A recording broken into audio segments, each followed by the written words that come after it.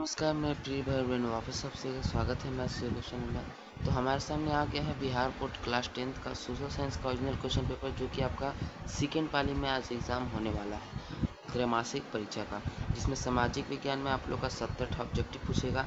70 objective में 40 बनाना है और ऑब्जेक्टिव के आंसर किए हैं जो हम व्हाट्सएप चैनल पे अपडेट अभी ही कर दिए हैं और PDF भी टेलीग्राम पर डाल दिए हैं। तो डिस्क्रिप्शन में लिंक दिया है, डायरेक्ट वहाँ से भी देख सकते हैं। ठीक है, फटाफट से हम लोग सब्जेक्टिव क्वेश्चन आपको दिखलाते हैं और आंसर दिखलाते हैं, क्योंकि समय काफ़ी कम है आपके पास भी और हमारे पास भी।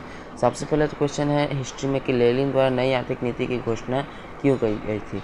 तो 1918 में जब बोल्शेविक क्रांति हुआ तो लेनिन के हाथ में सत्ता आ गया नवंबर की क्रांति के बाद। तो लेनिन अपने हिसाब से सारा जितना भी नियम कानून है अपने हिसाब से बनाया था और सारा चीज़ को सरकार के अंडर में रख दिया था। अब आने वाले समय में वहाँ के किसान जो थे, मजदूर थे, उनके अंदर यह आक्रोश फैलने लगा कि सारा चीज़ सरकार के हाथ में, हमारा कुछ मालिकाना हक है ही नहीं कुछ चीज़ पे। तो उसी के कारण जनता में आक्रोश आने लगा, यानी जनता भड़क गई और यही देखते हुए लेनिन ने 1921 में नई आर्थिक नीति का घोषणा की थी। ठीक है, नेक्स्ट क्वेश्चन की हम लोग बात करते हैं मेटरनिक व्यवस्था का मुख्य उद्देश्य क्या था। तो मेटरनिक व्यवस्था का मुख्य उद्देश्य था फ्रांस फिर से राजतंत्र को स्थापित करना था और बूर्बो राजवंश फिर से लाना था। और नेपोलियन समाप्त हुआ था तब जाके मेटरनिक व्यवस्था आया था, आप लोग को मालूम होना चाहिए। सर्वहारा वर्ग किसे कहते हैं। तो समाज का वैसा वर्ग जिसमें किसान एवं मजदूर आते हैं उसे सर्वहारा वर्ग कहते हैं। काफ़ी सिंपल क्वेश्चन आया है। रूसी क्रांति के 2 कारणों का वर्णन करें। रूसी क्रांति का आपको 2 कारण लिखना है। तो पहला आप लिख सकते हैं जार की निरंकुशता, मतलब कि वहाँ का जो राजा था वो काफ़ी निरंकुश था, जनता के कोई भी दुख दर्द से उसे कुछ मतलब नहीं था। और आप दूसरा कारण लिख सकते हैं मजदूरों की दयनीय स्थिति, गरीबों एवं मजदूरों की दयनीय स्थिति भी आप इसमें लिख सकते हैं, क्योंकि रूस में ज़्यादातर गरीब एवं मजदूर लोग ही थे और उनका ही छोटा छोटा खेत का आकार होता था, जिस कारण से उन लोग फसल भी ढंग से नहीं कर पाते थे और उनसे लगान यानी कर ज़्यादा लिया जाता था। तो यह भी आप इसमें टॉपिक में लिख सकते हैं, या फिर आप प्रथम विश्व युद्ध का प्रभाव लिख सकते हैं। काफ़ी सारा कारण है, वरना विदेशी घटनाओं का प्रभाव, जैसे कि रूस जापानी युद्ध हुआ था, उसके बाद एक क्रीमिया का युद्ध हुआ था, तो ये सब कारण आप लिख सकते हैं। नेक्स्ट क्वेश्चन आप लोग का है राजनीतिक विज्ञान में कि भारत को धर्मनिरपेक्ष बनाने वाले 2 प्रधानों का जिक्र करें। तो पहला तो भारत में किसी भी धर्म को राष्ट्रीय धर्म का मान्यता नहीं प्राप्त है। ठीक है, और दूसरा आप लिख सकते हैं कि भारत में प्रत्येक धर्म के लोगों को अपने धर्म का किसी प्रचार प्रसार करने का पूरा छूट है, जिस कारण से भारत एक धर्मनिरपेक्ष राज्य है। जो फिर छठा है कि संघीय राज्य की 2 विशेषता बताएं। तो संघीय राज्य में केंद्र सरकार एवं राज्य सरकार दोनों होते हैं और संघीय सरकार में दोनों सरकार के पास अपने अपने कार्य को बांटा गया है और दोनों सरकार अपने अपने कार्य के प्रति जिम्मेवार होते हैं। बाकी आप लिख सकते हैं कि इसमें एक उच्च न्यायालय होता है। ठीक है, तो मतलब टॉपिक पे आप 2 थे लिख दीजिएगा तो काफ़ी होगा, जो आपको जितना मन करे उतना लिख सकते हैं। फिर उसके बाद कहते हैं हम कि भारत में भाषाई विविधता से आप क्या समझते हैं। तो भारत में काफ़ी अलग भाषा बोलने वाले व्यक्ति आपस में मिलजुल कर रहते हैं और इसी को भाषाई विविधता कहते हैं। जैसे आप दक्षिण में यानी साउथ में चल जाइएगा तो वहाँ तमिल तेलुगु बोलने वाले लोग रहेंगे। आप इधर चल जाइएगा नॉर्थ में ज़्यादातर हिंदी इंग्लिश बोलने वाले लोग रहेंगे। उसके बाद फिर हम लोग चल जाते हैं गुजरात साइड में, तो गुजराती बोलेंगे, राजस्थान में राजस्थानी बोलेंगे, महाराष्ट्र में मराठी बोलेंगे, तो इस तरह से बिहार में भोजपुरी बोलेंगे। तो मतलब भारत में अलग अलग भाषा के बोलने वाले लोग आपस में मिलजुल कर रहते हैं। इसका अर्थ यह है कि भारत में भाषाई विविधता पाई जाती है। फिर है कि भारत में विधायकों में महिलाओं का प्रतिनिधित्व की स्थिति क्या है। तो भारत में पूछा गया है, तो इसका हमको डायरेक्ट डाटा नहीं याद है, हम आपको आगे लिखवा देंगे। बिहार में पूछता है तो बिहार में आप लिख सकते हैं कि बिहार में विधानसभा में महिलाओं को 50% आरक्षण दिया जाता है, यानी 50% आधा महिला रहना जरूरी है। आगे इकोनॉमिक्स का क्वेश्चन है कि आय एवं गरीबी के साथ क्या संबंध है। तो भैया आय और गरीबी के साथ एकदम सापेक्ष संबंध है। यदि किसी व्यक्ति का आय कम होगा तो उसका निवेश कम होगा, अगर निवेश कम होगा तो उसका बचत कम होगा, और उसका बचत कम होगा तो वह व्यक्ति गरीब होगा।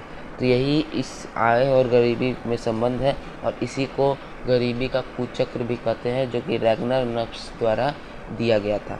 फिर मानव विकास रिपोर्ट क्या है? तो मानव विकास रिपोर्ट एक ऐसा रिपोर्ट है जिसके आधार पर विभिन्न देशों के लोगों का रहने सहने का ढंग, उनके जन्म मृत्यु दर एवं शिक्षा दर को मद्देनज़र रखते हुए एक रिपोर्ट तैयार किया जाता है, जिससे किसी भी देश को विकसित या विकासशील माना जाता है। तो इस मानव विकास रिपोर्ट में भारत कितने स्थान पर है, यह आप हमें कमेंट करके बतलाइएगा। नेक्स्ट क्वेश्चन है कि सकल घरेलू उत्पाद को प्रभावित करे।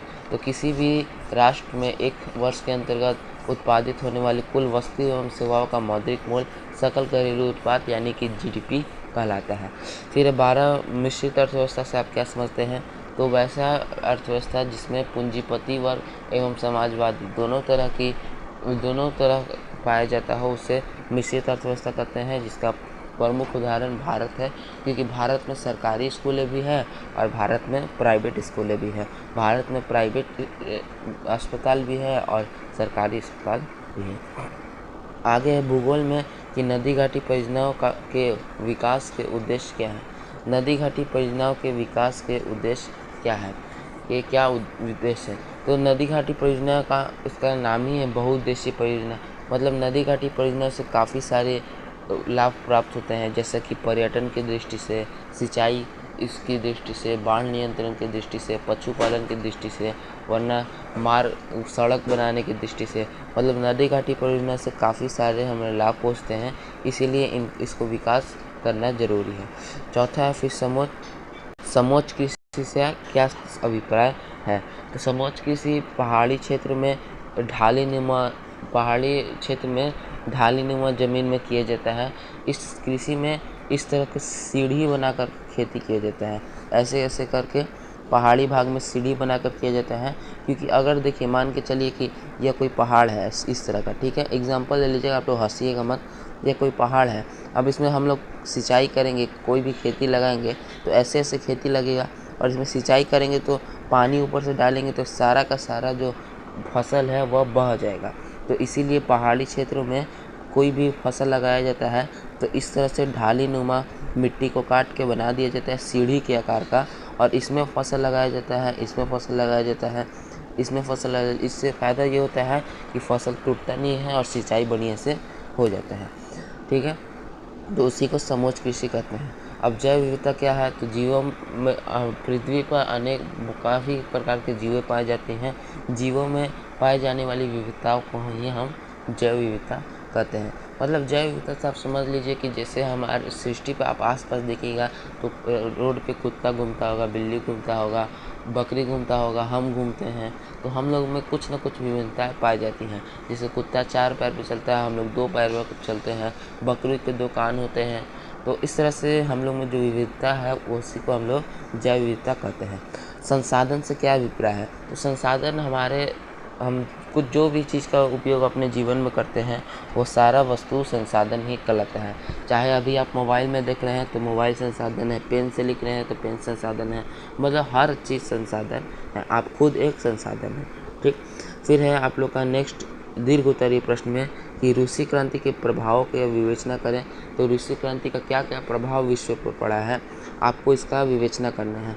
तो रूसी क्रांति के बाद तो सबसे पहले नया एक शासन वर्ग का उदय हुआ था। कौन सा शासन वर्ग? तो साम्यवाद का उदय हुआ था। उसके बाद पूरा विश्व 2 गुटों में बढ़ गया था, एक पूंजीपति और एक समाजवादी। मतलब काफ़ी सारे रूसी क्रांति के बाद बहुत प्रभाव पड़ा था। जर्मनी के एकीकरण में बिस्मार्क की भूमिका का वर्णन करें।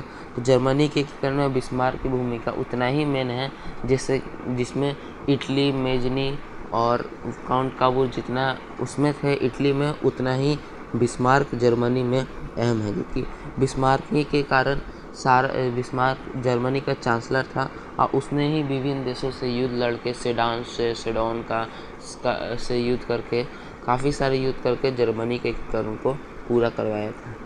फिर इसका राजनीतिक विज्ञान का दीर्घोत्तरीय प्रश्न है कि भारत में किस तरह की जातिगत असमानताएं जारी है, स्पष्ट करें। तो इसमें आप लोग को 5 से 6 थे, आप लिख सकते हैं अपने दैनिक आसपास जो देखते हैं कि जाति के आधार पर शादी होता है, जाति के आधार पर स्कूल में एडमिशन होता है, जाति के आधार पर कोई नौकरी मिलता है। तो यही 5-6 ठे आप लोग को लिख देना है जातिगत असमानता।